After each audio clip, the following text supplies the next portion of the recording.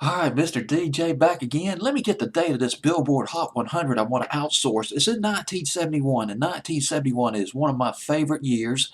Let me see if I can get the date of that Billboard Hot 100. I believe it's February the 15th. February the 15th, 1971. And yeah, February the 13th, 1971. And just above Billboard's Hot 100 on another page comes another top 10 smash by Bobby Bear. Come sundown. Hot country record by Bobby Bear, 1971. And some of the hit records, let me go ahead and read your top 5 hits from 1971 real quick to give perspective because I'm about to jump into a major Lost 45. At number 5 on Billboard's Hot 100 that week was Lonely Days, one of my favorite records by the Bee Gees. Lonely Days, Lonely Nights. And you know something? The oldie stations don't play that anymore. I mean, why? One of their best records. I Hear You Knocking by Dave Edmunds, a song that was done by Smiley Lewis back in the mid-50s at number 4. Number 3, Rose Garden by Lynn Anderson, at number 3. Knocked 3 times. Produced by the Tokens and Dave Appel at number 2. It was at number 1. And One Bad Apple, Don't Spoil the Whole Bunch Girl by the Osmonds, their first big hit record. At number 1 on Billboard's Hot 100 that week, February 13, 1971. Now I want to get to the song at number 64, up from 68, 7 weeks on Billboard's Hot 100. John Rowles, I believe it's Rowles,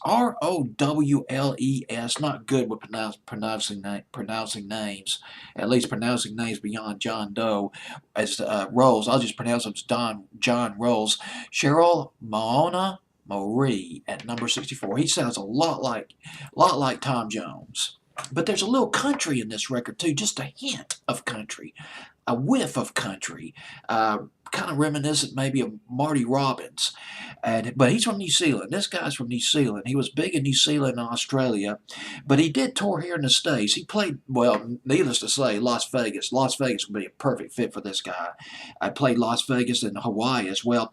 And speaking of Hawaii, he was managed by a guy named Kimo Wilder McVay. It's V-A-Y, M-C-V-A-Y. He also managed Robin Luke, who had Susie Darling back in 1958, and also Don Ho, the Tiny Bubbles guy. And biggest British hit for John Rowles was If I Only Had Time. That went to number 3 in England. Spent 18 weeks in the British top 40. If I Only Had Time. That was in 1968. Several years later, he comes out with probably his biggest American hit, but it wasn't that big. Went to number 61. More of an adult hit than a top 40 hit. But up to I think it peaked at number 61 on Billboard's Hot 100. But at number 64, the week of February 13th, 1971, John Rowles with Cheryl, Moana, Marie, a song about his younger sister. How nice is that?